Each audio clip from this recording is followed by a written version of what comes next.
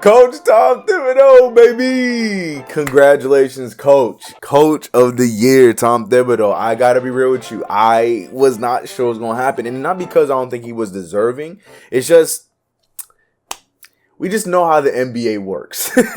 So the fact that the NBA is going to give the Knicks 2 awards, I just wasn't seeing that as being possible. But it happened. We got most improved for Julius Randle, and Coach Tom Thibodeau got Coach of the Year, which is well deserved. Shout out to Monty Williams, who is definitely a very, very solid choice for runner-up. He's out there possibly on a trajectory for a championship run. Who knows? And then Quinn Snyder was the other one for the Utah Jazz. Utah has been great all season long. They've made great strides in the right direction. So, you know, shout out to both of them as runner-ups. But it was Tom Thibodeau's year, and I feel like it was more than well deserved for our coach. He brought this 22-win team to 41 wins with almost an identical roster, barring a few veteran changes, and I'm very happy about it. You know, got a most improved year out of Julius Randle, got, you know, RJ Barrett looking like he's going in the right direction in the eyes of a lot of fans and coaching staffs and other organizations. You know,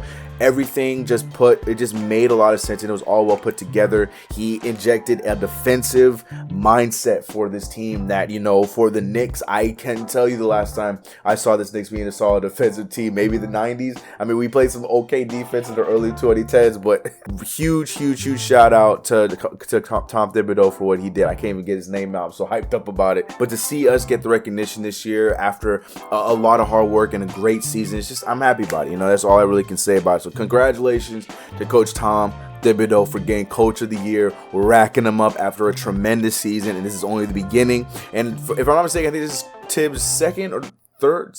That's right, it was his second one because he got the other one in 2013. Okay, I can remember. I was trying to remember, did he get one for the Timberwolves after the season they had with Jim? I can remember, but no, we only had 2, 2013 with the Bulls and this year with us, the New York Knicks. So shout out to Tom Thibodeau, man. Really proud, really happy about what we got out of Coach. Yes, there's things that we want to be changed, you know, rotations, and I don't care about none of that. The point of the matter is this man brought a 22-win team to 41 wins, so shout out to Tom Thibodeau. But sticking to our New York Knicks and improving, we're going to talk about some rumors that are going on around the league, and the number one rumor right now is Kelly Oubre Jr. Does he make sense for this team? Is this somebody that we should be excited for him? That's somebody that the Knicks should be going after? We're gonna break it down here in this video and see if it makes sense, and I want to hear what you guys have to say in the comment section below, and also what other options could we possibly have at the wing outside of Kelly Oubre Jr. We'll talk all about that in today's video. Run the intro.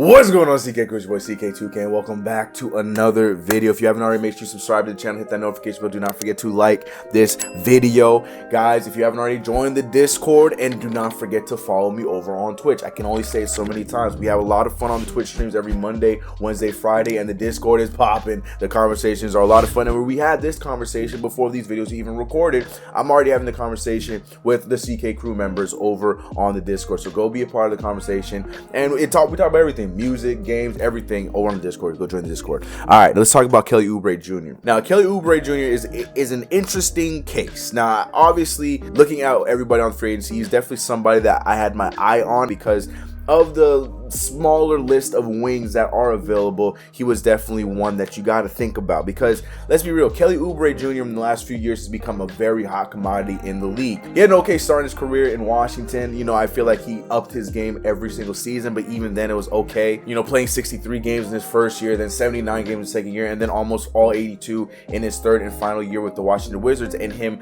bumping up his stats as one does every single season in the league. He's been doing a good job. I mean, up until his last year in Washington, where he was then eventually traded by the deadline to the Phoenix Suns, I feel like that's when you were seeing more of what the player, more of who Kelly Oubre Jr. could be. Because my problem with Kelly Oubre Jr. is, as good as he is slated to be as a defender and a possible offensive threat, he's hella inconsistent, and I just don't know what's all going on up there in between the ears. You know what I'm saying? But I say all this to say this: the New York Knicks have expressed interest in Kelly Oubre Jr. The reports are going on everywhere, NY Post, Yahoo, everybody. It's become mainstream news that the Knicks have interest in Kelly Oubre Jr. From multiple sources, there's mutual interest between the two parties of Kelly Oubre Jr. and the New York Knicks in possibly bringing him in.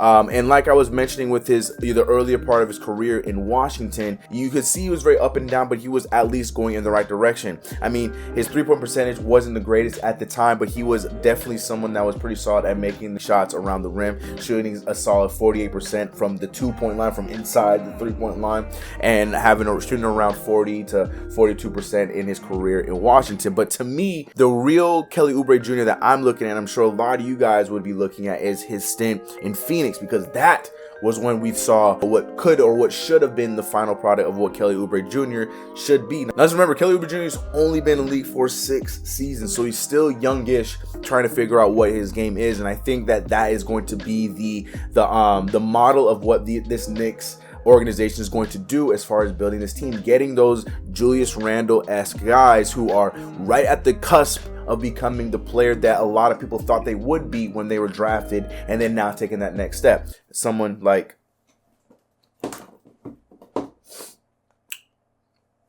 You guys get what I'm trying to say? A younger player that is also on the way of going into his prime, just like a Julius Randle, and probably getting a good group of those kind of guys, along with the younger guys that we get in the draft, along with the veterans, like a good melting pot of all these kind of guys, because that's what it takes to build a great organization. We've seen it. I talk about them all the time, but the Toronto Raptors, the Denver Nuggets, like those are the kind of teams that do that from within. Build your own team with your own mesh of your young guys, and also bringing in these journeymen that are right around the corner from being what they were supposed to be when they were drafted, as well as bringing in those vets to tie it all together. And I would love that trajectory for this team. Yes, I would love to see us go get superstars and this, that, and the third, but Kelly Oubre, to me, it's enticing. I'm not fully in on it, but it's enticing, because which one would we get? And like I mentioned, there was Phoenix Suns Kelly Oubre Jr., which that guy, that's the one I would love to have on this team, but who knows if that's the Kelly Oubre we get. For the half a season that he played when he initially got traded there, he averaged around 16.9 points per game, 4.9 rebounds,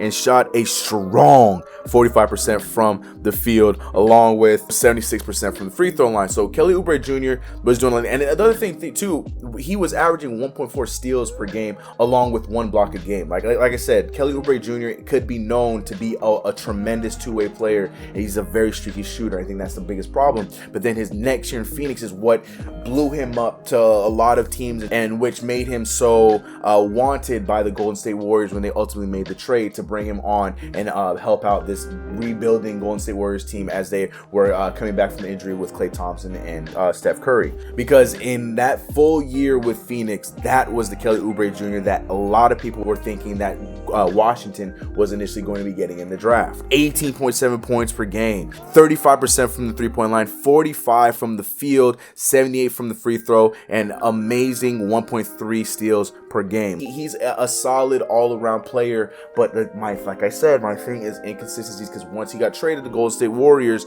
that's when you weren't sure which one you're getting, because the Golden State Warriors hyped up this move so much, but unfortunately he started off so cold for that team for this last season for Golden State, as well as missed a lot of games due to injury. He missed the latter part of the season, missed a lot of chunks of the season, and he definitely was not there for when they needed him the most in that playing game. He missed a lot of games due to injury, and like I said, there's just a lot of red flags that come in my mind with Kelly Oubre Jr. Now, obviously, is he the best option right now of the wings available? For sure, but does that mean that we should go get him? No, it does not mean that at all. Let's look at the numbers too, because in this current contract that he's on right now, he's getting paid around 15 mil per year. He's going to be a free agent this summer, which is why we have the interest that we'd be looking to get into him. So does that mean that we're going to be getting it for that same asking price, 15 mil, 16? Maybe we can get him lower at 13, 14. If that is around the area we're getting him for, then the next question is, for how many years? Are we going to get another one of those team deals for him? Is it going to be a one 8+1 kind of deal. What is the deal we're asking for with him? Because that is a big chunk of money that we're looking at, especially if Lonzo Ball is someone that we are looking to get. If we are shooting for the moon with Kawhi Leonard, like extending Julius Randle, there's a lot of different aspects we have to think about. But also, I'm also in the same mindset that if we have the cap, make sure that you use the cap, spend the money on the right guys to help boost this team up for the long term. So if this is a piece that they feel like they can do it, then by all means. But me personally, I'm still on the fence with Kelly Oubre Jr. because I just don't know, and I've said it over and over in this video and I can't stop saying it enough, I just don't know which Kelly Oubre Jr. I'm getting. That's my fear with this signing. Are we getting Phoenix Kelly Oubre Jr.? Are we going to get the good shooting Kelly Oubre Jr.? Now, he hasn't shown to be a good enough three-point shooter in my opinion. He takes a lot of them, but he's only making, I think at the most, his highest three-point percentage was that Phoenix year at 35% from the field. Which Kelly Oubre Jr. are we getting? Also, I really feel like in this scheme, he fits a Tom Thibodeau team because at least we know with the team playing the defense that they play and playing as aggressively defensively as they play, I think that's only going to step up his intensity on the defensive end. And then hopefully he can become one of those shooters like the Alec Burks that we saw, like a Reggie Bullock that we saw, but more consistent because he has an ability of creating his own shot other than just settling for a three. He's more of a younger version of putting together Alec Burks and Reggie Bullock, if that makes sense, because he will give you the solid perimeter defense, but also can create his own shot a lot like Alec Burks can. I don't know if it's at the same clip because Alec Burks was a lot more consistent. Barely. So there's a lot of pluses, but there are a lot of minuses because, like I say, outside of just the streaky play and the streaky shooting, what worries me is up here, and how does he fit with this team and with this team's mentality? Can he be a part of what this team has been building, what this team has been doing in the last season and now going forward? Those are the kind of questions I have, but let me know what you guys are thinking in the comments below. Are you guys going all in on Kelly Oubre? Because like I said, of all the options at the wing position, he's at the top with a lot of these names. I'm looking at DeRozan's, I'm looking at Kawhi, like all those kind of names. The next tier, Kelly Oubre Jr. is right there, but then it's just about, do we take that gamble and hope that he looks like he did in Phoenix? Or is he going to look a lot like how he did in Washington and Golden State? Like I said, he's 25 going on 26 years old. He's at that same point as like a Julius Randle. Will he take that next step with his team? Can Tom Thibodeau get that out of him? Can Johnny Bryant get that out of him? Can Kenny Payne, can any of these guys get that out of him? There's so many intriguing factors to this. Yay or nay? What's your thoughts on Kelly Oubre? Put everything in perspective like I talked about in this video, from points per game, all that stuff. But look strictly at the player himself. Remember which version you got of Kelly Oubre in Washington, in Phoenix, and then now in Golden State. There's a lot of things to be taken away. Are you making the gamble around 15 mil, 14 mil per year for Kelly Oubre? Let me know your thoughts in the comments below. But it's been your boy CK2K. If you haven't already, make sure you subscribe to the channel, hit the notification bell. Do not forget to like this video. Follow your boy over on Twitch, and do not forget to go check out the merch. All right, y'all. I'm gonna catch you guys in the next one. You know what it is. Let's get it. I'm out of here. Shout out to my man Papa Left. Dick set, baby. Dick set. I'm out of here. See you guys in the next one. And peace. Feeling like I won the lotto. Always taking trips with a new chick, asking where the time goes. And I wonder if this is all I'll know.